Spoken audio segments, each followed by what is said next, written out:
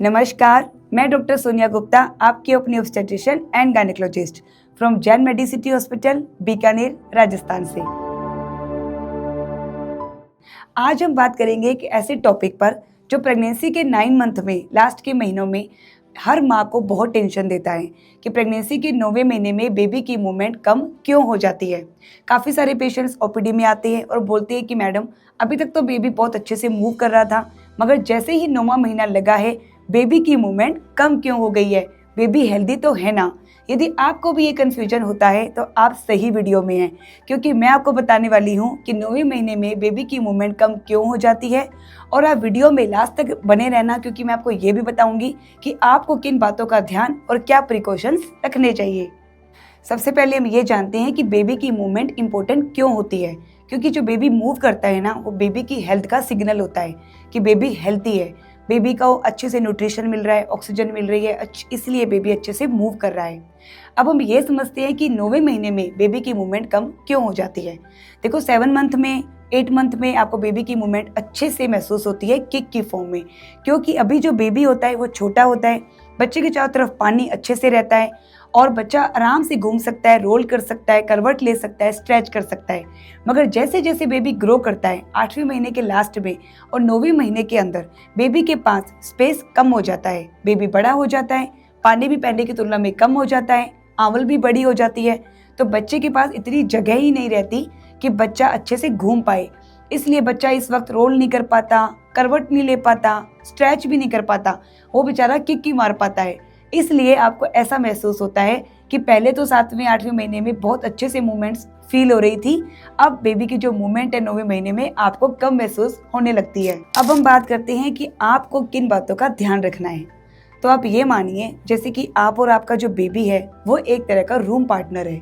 तो आपको और आपके बेबी को एक दूसरे का जो खाने पीने का, बेबी की मूवमेंट का पैटर्न है वो आपको अच्छे से पता होता है। तो आपने अपने बेबी की जो मूवमेंट का पैटर्न है उसको फॉलो करना है कि 24 घंटे में बेबी की मूवमेंट का पैटर्न क्या रहता है। कभी कभी बच्चा दूध पीने के बाद अच्छे से मूव करता है, खाना खाने के बाद अच्छे से मूव करता है, सोने से पहले बेबी की मूवमेंट्स बहुत अच्छी रहती है। तो आपने अपनी बेबी की जो मूवमेंट का पैटर्न है उसको पूरा ट्रैक करना है, क्योंकि देखिए हर किसी की जो प्रेगनेंसी है वो अलग अलग होती है, हर किसी का बेबी अलग अलग होता है और ये भी अलग अलग होता है कि पहली प्रेगनेंसी है या दूसरी प्रेगनेंसी है, क्योंकि दूसरी प्रेगनेंसी के अंदर आप थोड़े ज़्यादा सेंसिटिव हो जाते हो, बेबी की मूवमेंट आपको पहली प्रेगनेंसी की तुलना में ज़्यादा महसूस होती है। इसलिए पूरे 24 घंटे के अंदर आप अपने बेबी की जो मूवमेंट है उसको मॉनिटर करें, पूरे उसके पैटर्न को ट्रैक करते जाएं। और 9वें महीने में स्पेशली आपने बड़ी बड़ी मूवमेंट ही नहीं, छोटी जो किक मूवमेंट भी होती है उसको भी काउंट करना है, क्योंकि जैसा कि मैंने बताया 9वें महीने के अंदर बच्चे के पास स्पेस कम होता है, तो इस वक्त जो बेबी की मूवमेंट होती है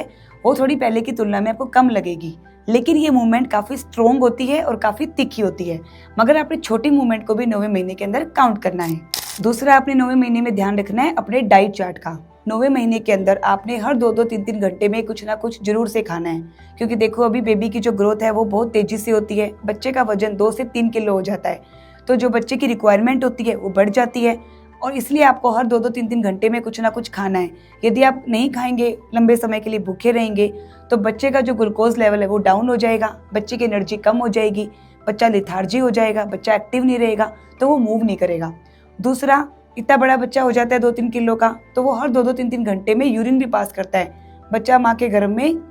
हर 2-2, 3-3 घंटे में सुसु करता जाता है और उसका पेट खाली हो जाता है और वो भूखा हो जाता है। इसलिए प्रेगनेंसी के 9वें महीने में स्पेशली हर 2-2, 3-3 घंटे में खाना बहुत जरूरी है, ताकि बच्चे का ग्लूकोज का लेवल बना रहे, बच्चे की एनर्जी बनी रहे और बच्चा आपका मूव करता जाए। अब जैसे कि मैंने बताया, बेबी की जो मूवमेंट है आप उसको पूरा ट्रैक कर रहे हो। अब माना 4-5 घंटे हो गए, आपको बेबी की कोई भी मूवमेंट महसूस नहीं हुई, तो आपको क्या करना है, आप पेट भर के खाना खाएं,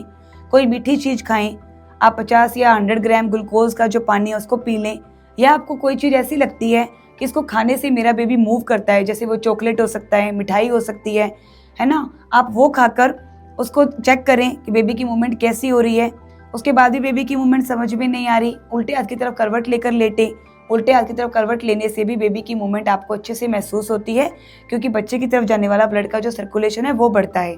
फिर भी समझ में नहीं आती, थोड़ा सा आप टम्मी पर टैप करें तो आपको बेबी की मूवमेंट फील हो जाएगी। मानो आपने ये सब कुछ कर लिया और उसके बाद भी 1-2 घंटे हो गए, आपको बेबी की मूवमेंट नहीं समझ में आ रही है, अब आपने वेट नहीं करना, आपने डॉक्टर को चेकअप करवाना है, क्योंकि डॉक्टर ऐसे में बच्चे की हार्ट बीट चेक करते हैं, एनएसटी करते हैं और जरूरत पड़ती है तो बच्चे की सोनोग्राफी भी करते हैं। तो टेक होम मैसेज ये हुआ कि 9वें महीने के अंदर बेबी की मूवमेंट पहले की तुलना में आपको कम महसूस होती है, क्योंकि बच्चे के पास में स्पेस कम है, बच्चा आपका बड़ा हो गया है। लेकिन आपने डरना नहीं है, लेकिन बच्चे की मूवमेंट को आपने पूरा मॉनिटर करना है, पूरा ट्रैक करना है और साथ साथ भी आपने अपनी डाइट चार्ट को जरूर से फॉलो करना है। तो मैं आशा करती हूँ फ्रेंड्स आपको ये वीडियो जरूर से यूजफुल लगा होगा। तो प्लीज़ आप इस वीडियो को सारी प्रेग्नेंट जो भी आपकी फ्रेंड्स हैं उनको शेयर करना, चैनल को सब्सक्राइब करना मत भूलें। मिलते हैं नेक्स्ट वीडियो में नई जानकारी के साथ, तब तक के लिए धन्यवाद।